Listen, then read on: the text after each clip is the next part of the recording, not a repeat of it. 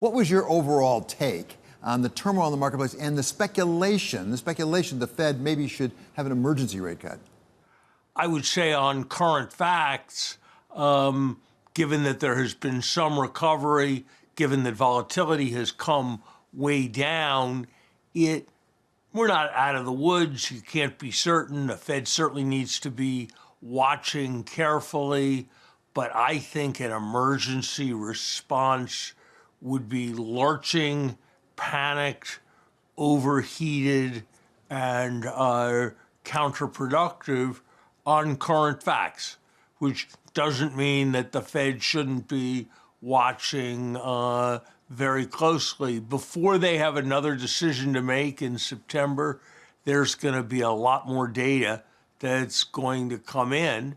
And I think they should make clear that they're going to be watching all that data and they're going to make a decision reflecting the need to balance the concern of making sure that we have stopped inflation with the concern of maximizing employment.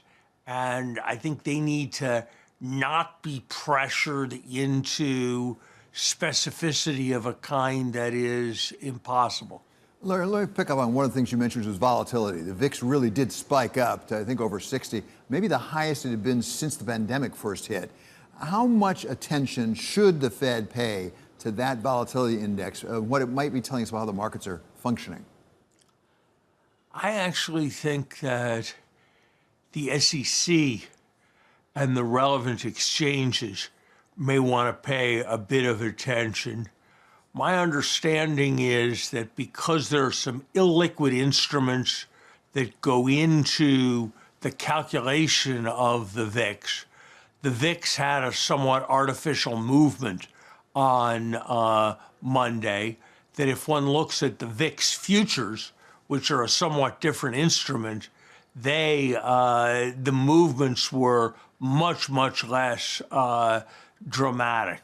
So I certainly had my attention caught by the VIX early in the day on Monday, but as I have looked into it, I think you were learning more about issues around liquidity in the options markets than you were about some profound reassessment of the American economy. And since that is so widely watched an indicator, issues of liquidity, issues around how it settles, I think should be studied by the relevant parties in the industry and the regulator, the SEC.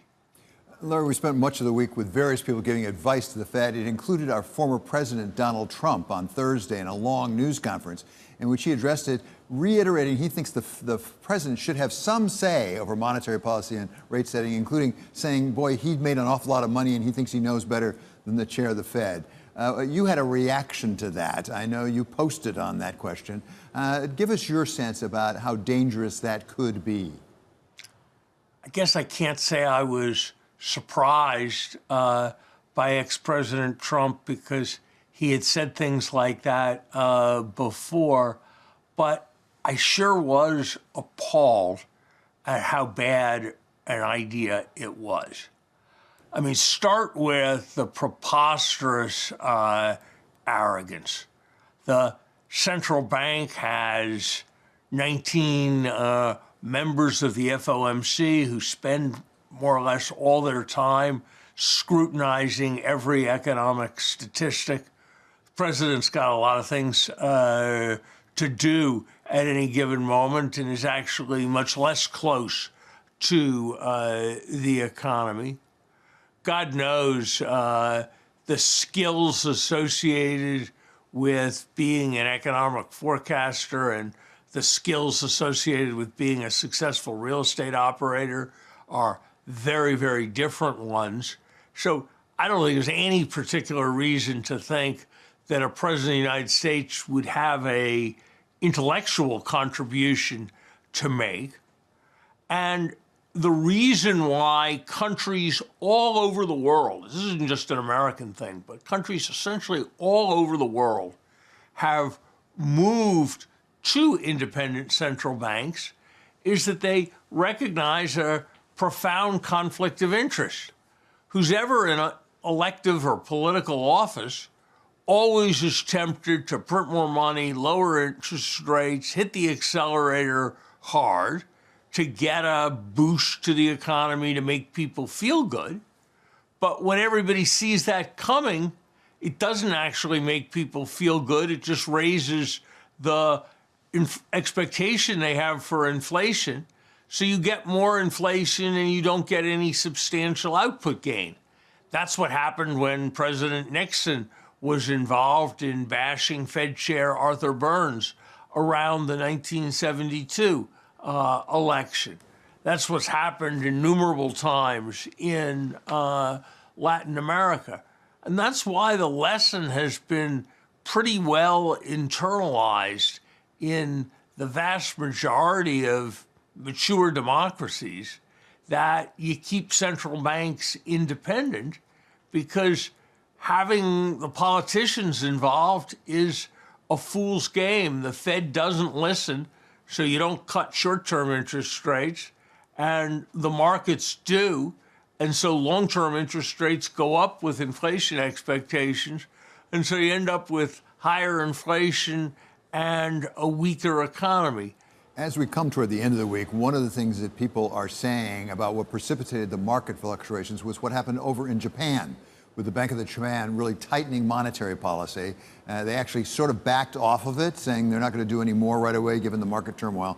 You back in October on this program said they have to be careful as they move in a different direction on monetary policy, given how much borrowing there has been done in relatively cheap yen. Give us your sense. Do you think the Bank of Japan is handling this correctly? What course should it set for itself? You know, David, I remember when I first learned to drive a car, and I remember when I taught my kids to drive a car, that the first times they were driving a car, they tended to oversteer. They turn the steering wheel too much one way, and then they'd have to turn it, and they'd want to correct that, and they turn the steering wheel too much the other way, and we'd sort of make a wave down the road. I think there's a bit of a tendency for central bankers, particularly new central bankers, to do that kind of thing. And I think you saw a bit of that in Japan. I think the backing off after such a long time of such low interest rates could perhaps have been executed more gently.